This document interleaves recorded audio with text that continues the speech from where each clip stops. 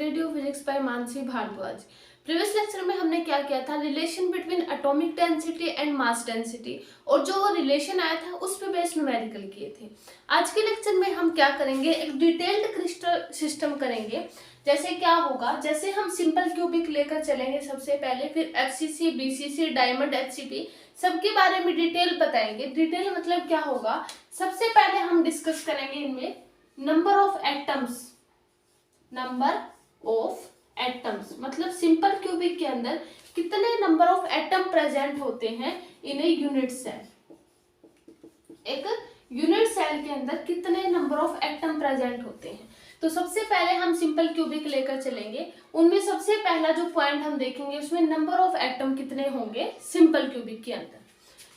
तो हमें पता है सिंपल क्यूबिक में जो सिंपल क्यूबिक का जो स्ट्रक्चर होता है वो कुछ इस टाइप का स्ट्रक्चर होता है।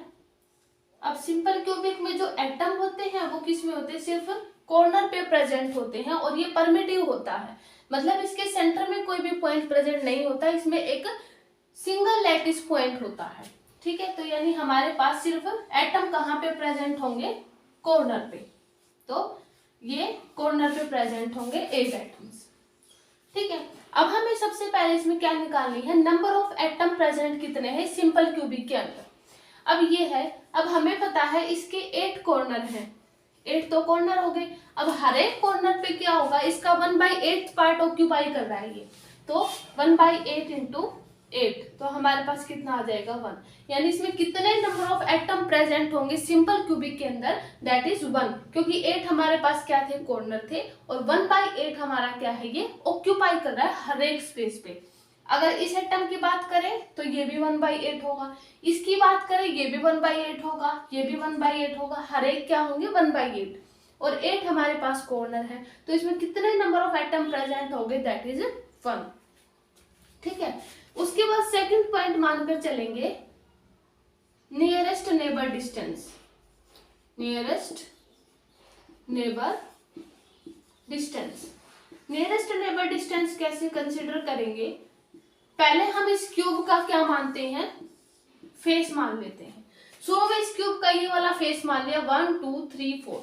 अब ये जो फेस होता है, ये जो इसके ऐसे कॉर्नर्स होते हैं, ये इस तरीके से होते हैं कुछ, ये ऐसे डायग्राम जब हम क्यूबिक स्ट्रक्चर बनाते हैं तो इसको ऐसे कर देते हैं, रियल में बहुत ही क्लोज होते हैं, यानी उनका स्ट्रक्चर जो फेस का स्ट्रक्चर होता है वो सिंपल क्यूबिक का कुछ इस टाइप से होता है। तो यहाँ से अगर इनके अगर रेडियस की मान के चलेगी वाली, इनको इस तरीके से जैसे इसमें मिला रखा है ना, इस तरीके से अगर इनको मिलाएंगे तो यहाँ से जो टोटल डिस्टेंस होगी हमारी नेबर डिस्टेंस, क्योंकि ये इसका नेबर है, ये इसका नेबर है, ये इसका नेबर है, तो ये हमारी टोटल कितनी होगी, a। अब ये जो a है, अब a और 2r में एक रिलेशन आता है जिसपे बेस न्यूमेरिकल भी आते हैं। तो सिंपल क्यूबिक में वो रिलेशन क्या होगा, दैट इज, क्योंकि ये भी r है, ये भी r है, तो ये जो a है ये किसके इक्वल होगा, दैट इज 2r। तो इसमें जो एक जो सिंपल क्यूबिक में a और r के बीच में रिलेशन आता है, इस पे बेस न्यूमेरिकल भी होते हैं, उस न्यूमेरिकल को भी सोल्व करेंगे। तो उसमें देखो a इज इक्वल टू क्या होगा, that is 2r।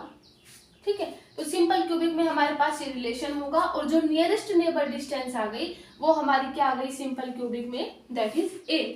Nearest neighbour distance is a, क्योंकि हमारे ये नेबर है, इसमें फेस के नेबर हैं। अब इन नेबर की डिस्टेंस हमें देखनी है, तो हमारी कितनी आई है, a, तो यहाँ से आ जाएगा a is equal to 2r, अगर ऐसे। ठीक है, इनकी रेडियस r मान के चलेंगे, तो ये आ गए नियरेस्ट नेबर डिस्टेंस। अब हमें क्या करना है, नंबर ऑफ नियरेस्ट नेबर, मतलब कितने जो ये नियरेस्ट नेबर है कितने होंगे इस सिंपल क्यूबिक में। ठीक है, तो ये इसको हम इरेज कर देते हैं, नेक्स्ट पे करते हैं। थर्ड हम करते हैं number of nearest neighbour. Number of nearest neighbour मतलब कितने नियरेस्ट नेबर होंगे, उनका हमें नंबर बताना है। ठीक है, देखो ये हमारा एक सिंपल क्यूबिक का हम स्ट्रक्चर बना देंगे।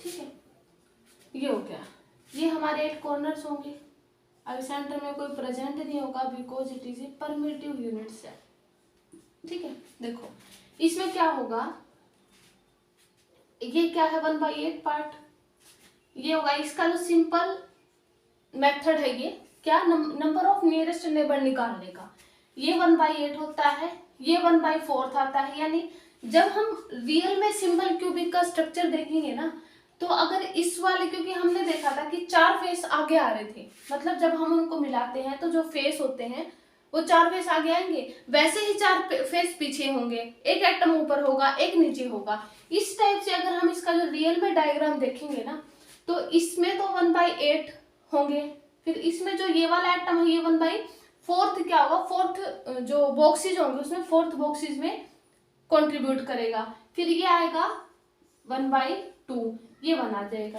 फिर ये फिर से 1/4, ये फिर से 1/2, ये कितना आ जाएगा 1/4, ये कितना आ जाएगा 1/2। ठीक है, इस तरीके से ये होंगे, इस तरीके से हो जाएंगे ये, तो ये आ जाएगा 1/4, 1/4, 1/2, ये भी 1/4, ये 1/2, ये भी 1/2। यानी अब हमें क्या करना है, नंबर ऑफ नियरेस्ट नेबर निकालने हैं। अब सिंपल क्यूबिक है तो इसमें नंबर ऑफ नियरेस्ट नेबर क्या होंगे, इसका नियरेस्ट नेबर ये है, तो एक ये वाला है, एक ये वाला है, ये इसके क्या है नियरेस्ट नेबर है 3। अब क्योंकि हमें पता है 8 इसके अंदर कॉर्नर है, ठीक है, मतलब 8 टोटल हो गए। अब हमें क्या करना है, नियरेस्ट नेबर निकालने हैं इंटू 3 इंटू, अब देखो इसमें 3 कैसे आएगा, देखो कैसे बताएंगे। अब इसका हमें क्या निकालना है, number of nearest neighbour. Nearest neighbour एक तो हमारे पास ये है 1/4, एक इसका नियरेस्ट नेबर ये है और एक नियरेस्ट नेबर ये है, यानी एक तो हमारे पास है ही इसकी जो कॉर्नर है, साथ में हमारे पास 3 क्या है इसके नियरेस्ट नेबर, 3 इंटू, यानी एक पे 1/4 और हमारे पास नियरेस्ट नेबर है कितने 1 2 3 नियरेस्ट नेबर, और हर एक नियरेस्ट नेबर पे 1/4 पार्ट इसका ऑक्यूपाई हो रहा है, तो 8 इंटू 3 इंटू 1/4, तो इसमें कितना आ जाएगा, दैट इज 6। ठीक है, तो हमारे पास नंबर ऑफ नियरेस्ट नेबर कितने आ गए 6 नियरेस्ट नेबर नंबर, तो यहाँ पे आ गए 6। अब इसका जो फोर्थ आता है वो हम क्या करेंगे, second nearest neighbour distance, second nearest neighbour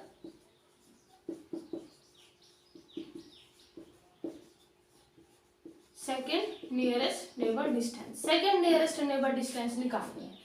first हमने देखा था कि ये वाली नियरेस्ट नेबर डिस्टेंस आ रही थी हमारी, जो हमने देखा था सिंपल क्यूबिक में, वैसे तो फेस मान करके हमने इसको देखा था, लेकिन अगर सिंपल क्यूबिक में मानेंगे कि इनको भी फेस मान सकते हैं, इनको भी फेस मान सकते हैं, तो इनके बीच में nearest neighbour distance, first nearest neighbour distance हमारी ए आई थी। अब हमें निकालनी है second nearest neighbour distance in simple cubic. Second nearest neighbour distance क्या होगी, ये हमने डायग्राम बना लिया,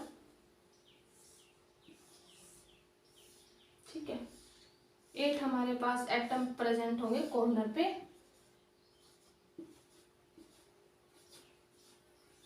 सेम उसी तरीके से होंगे।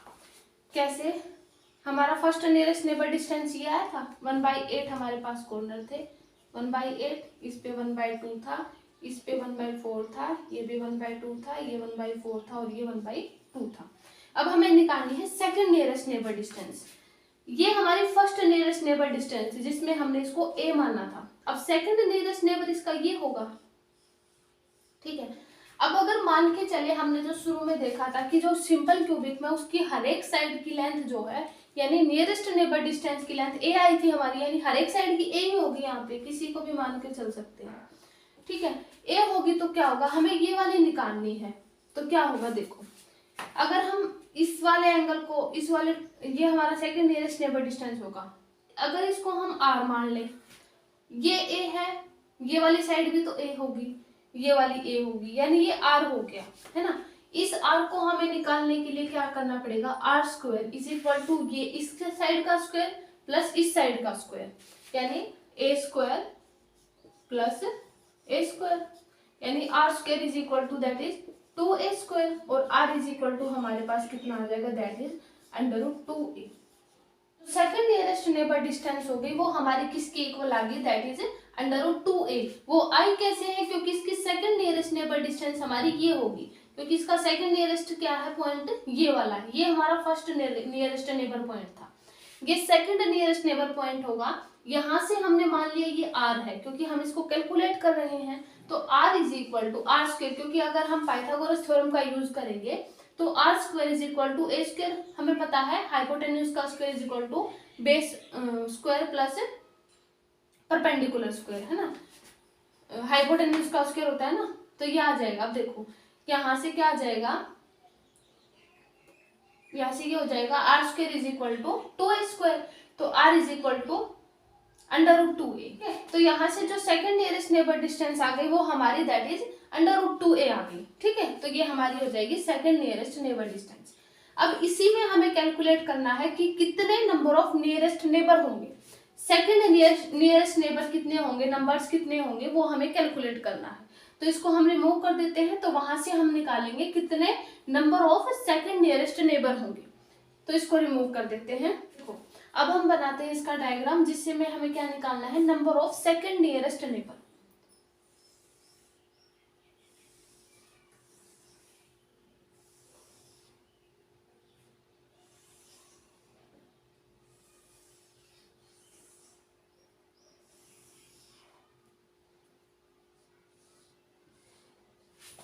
ठीक है, इसको हम मिला देंगे ऐसे। अब देखो अब हमें निकालना बनाना है इसका ये,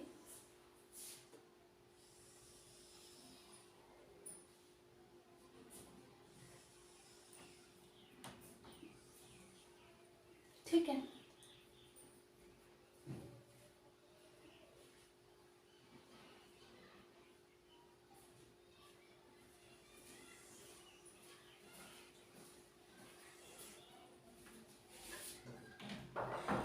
इसको हम थोड़ा सा लंबा लेकर जाएंगे, ठीक है।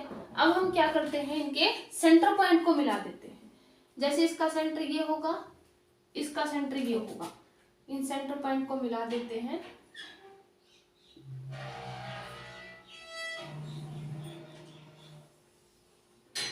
थोड़ा सा मिस्टेक हो गया यहाँ पे, इसको बिल्कुल ऐसे सेंटर पे मिलाना है इसके साथ। देखो अच्छे से मिला देंगे ताकि अच्छे से क्लियर हो जाए। देखो इसका सेंटर पॉइंट ये है, कुछ ऐसे हमें इसके सेंटर पॉइंट से मिलाना है, ठीक है, क्योंकि हम इसके सेंटर पॉइंट से ही पता करेंगे सारे जो हमारे नंबर ऑफ नियरेस्ट नेबर होंगे ना, वो ये वाला सेंटर है, और इसको मिला देंगे इसके साथ, और ऐसे ये वाला इसका सेंटर हो गया, ठीक है। उसके बाद हमें ये वाले मैच करने हैं। देखो इसको मिला देंगे, देखो ये जो लाइन है ये इससे होते हुए जानी चाहिए, ये जो लाइन है यहाँ पे ये भी इससे होते हुए जाएगी कुछ इस तरीके से, है ना। ये आप जो है डायग्राम देख करके अच्छे से बना लेना, क्योंकि बिना स्केल थोड़े से ऐसे ही बन रहे हैं, आप इनको अच्छे से बना सकते हैं, ठीक है, क्योंकि व्हाइट बोर्ड पे हमारे पास लाइन भी नहीं है जिससे हम पॉइंट देख करके अच्छे से बन जाएंगे, और ये हो जाएगा ऐसे मैच। देखो ये डायग्राम, इस डायग्राम से हम देखेंगे हमारे पास कितने नंबर ऑफ नियरेस्ट नेबर होंगे, सेकंड नियरेस्ट नेबर। अब देखो 6 तो ये आ गए। अब हमें क्या निकालना है नेक्स्ट, एक रो में जो हमने निकाले थे वो हमारे क्या थे, नियरेस्ट नेबर डिस्टेंस ऑफ, मतलब फर्स्ट के लिए 6 निकाल लिए थे हमने।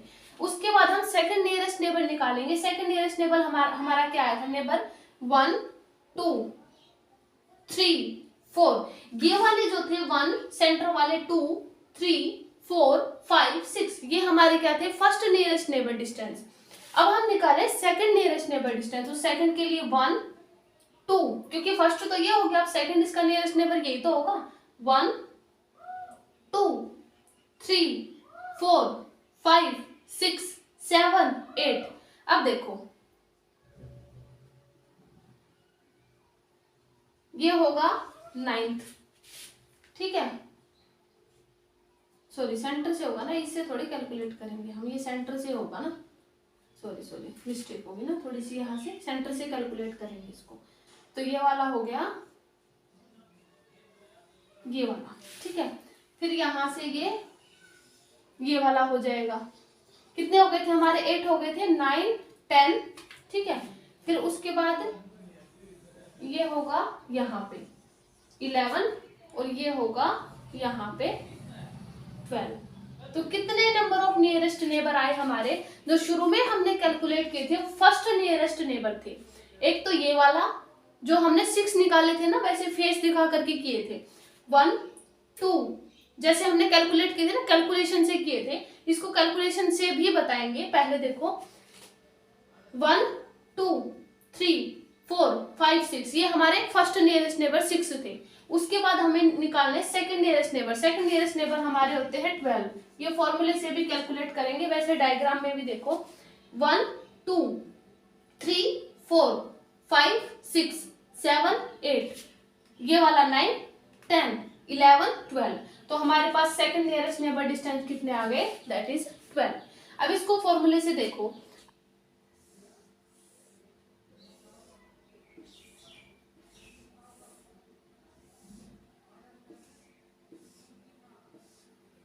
ठीक है।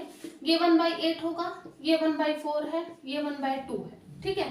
ये फिर से 1/4 है, ये फिर से 1/2 है, ये 1/4 है, ये फिर से 1/2 है, ठीक है। अब हमें क्या निकालना है, इसका number of nearest neighbour, second nearest neighbour. अब देखो इसका सेकंड नियरेस्ट नेबर ये है ना, ये इसका है, इसका सेकंड नियरेस्ट नेबर ये वाला हो गया, फिर सेकंड नियरेस्ट नेबर हमारा ये वाला हो गया, उसके बाद हमारा ये वाला हो गया, ठीक है। हमारे पास सेकंड नियरेस्ट नेबर ये आ गए, यानी हमारे पास क्या होगा, 8 तो कॉर्नर है और हमारे पास 3 क्या है, सेकंड नियरेस्ट नेबर डिस्टेंस, ठीक है।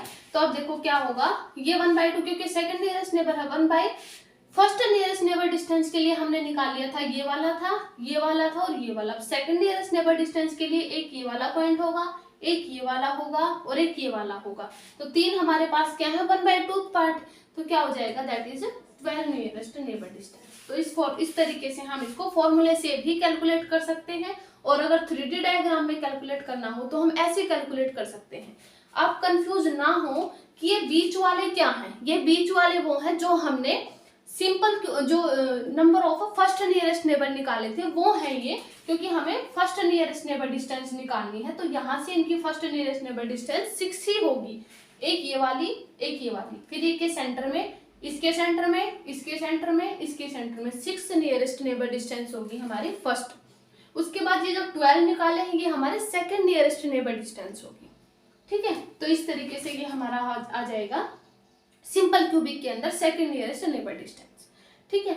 ये हो गया। तो इसमें हमने क्या निकाल ली थी, सेकंड नियरेस्ट नेबर हम इसमें निकाल चुके थे, ठीक है। तो हमारी कितनी आई थी, दैट इज r = √2a। ये हमारी क्या आई थी, second nearest neighbour distance, a और r के बीच में रिलेशन था, ठीक है। ये हमारा हो गया number of second nearest neighbour, ठीक है।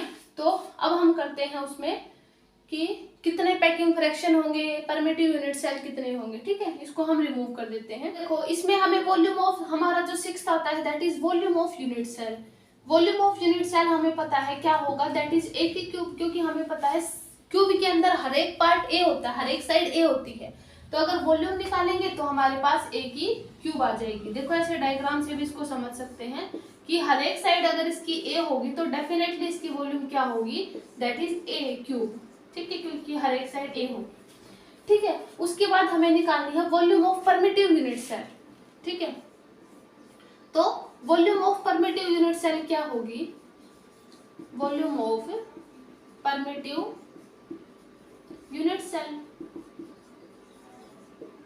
वो भी हमारे पास क्या होगी, दैट इज ए क्यूब, क्योंकि volume of primitive unit cell है, क्योंकि सारे के सारे किस पे हैं, कॉर्नर पे प्रेजेंट है, तो इनकी वॉल्यूम कितनी आ जाएगी, ए क्यूब। उसके बाद 8th आएगी डेंसिटी, परमिटिव यूनिट सेल। अब density of primitive unit cell क्या होगी, क्योंकि ये क्या है, सिंपल क्यूबिक। सिंपल क्यूबिक में हमें पता है कि नंबर ऑफ एटम सिर्फ कॉर्नर पे प्रेजेंट होते हैं, और इसमें जो लैटिस पॉइंट होता है वो 1 होता है। यानी डेंसिटी अगर इसकी निकालेंगे, density of primitive unit cell that is 1 यानी कितने नंबर ऑफ एटम प्रेजेंट होंगे, इसमें कितने लैटिस पॉइंट होंगे, 1। तो मास मतलब 1 होगा, 1 लैटिस पॉइंट होंगे पर यूनिट वॉल्यूम। उसकी वॉल्यूम कितनी थी परमिटिव यूनिट सेल की, दैट इज ए क्यूब। तो density of primitive unit cell आ गई, दैट इज 1/a³। ठीक है, तो ये आ गई इसकी 8th जो निकाली density of primitive unit cell, क्योंकि इसमें सिर्फ एक ही लैटिस पॉइंट था, सारे एटम जो है कॉर्नर पे प्रेजेंट होते हैं। अगर 8 × 1/8 करेंगे तो इसमें लैटिस पॉइंट 1 आएगा, क्योंकि सेंटर पे कोई भी एटम प्रेजेंट नहीं है। तो 1/a³, ये आ जाएगी इसकी डेंसिटी। अब इसका जो लास्ट पार्ट आता है वो आती है पैकिंग फ्रैक्शन, यानी सिंपल क्यूबिक के अंदर पैकिंग फ्रैक्शन क्या होगी। इसका 9th पार्ट आता है, दैट इज पैकिंग फ्रैक्शन। देखो अब तक तो बिल्कुल सिंपल से पॉइंट आ रहे थे कि किसमें वॉल्यूम ऑफ कितनी होगी परमिटिव यूनिट सेल की, डेंसिटी कितनी होगी। ठीक है, अब हमें निकालनी है पैकिंग फ्रैक्शन। अब ये इसका इंपॉर्टेंट पॉइंट आता है कि इसमें कितने पैकिंग फ्रैक्शन होते हैं। अब इसी में हमारे पास कई बार ये भी पूछ लिया जाता है कि फ्री स्पेस कितना होगा और पैकिंग फ्रैक्शन कितना होगा। अब इनमें डिफरेंस बताएंगे कि अगर फ्री स्पेस पूछा हो तो कैसे निकालेंगे और पैकिंग फ्रैक्शन होगा तो क्या होगा। तो सबसे पहले पैकिंग फ्रैक्शन देखते हैं। हमारे पास पैकिंग फ्रैक्शन की जो फॉर्मूला आता है वो हमारे पास क्या आता है, effective number of atom into volume of atom by volume of cube,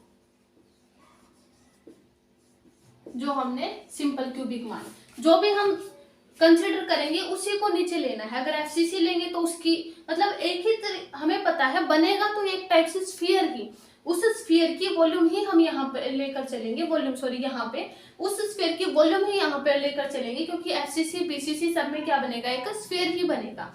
और यहाँ पे उसकी क्यूब जो अभी अभी हमने कैलकुलेट की थी ना कि वॉल्यूम ऑफ जो उसकी हमारे पास क्या होगी, ए की क्यूब हमने निकाली थी, क्योंकि हर एक साइड हमारी ए होती है तो वॉल्यूम क्या होगी क्यूब की, दैट इज a³।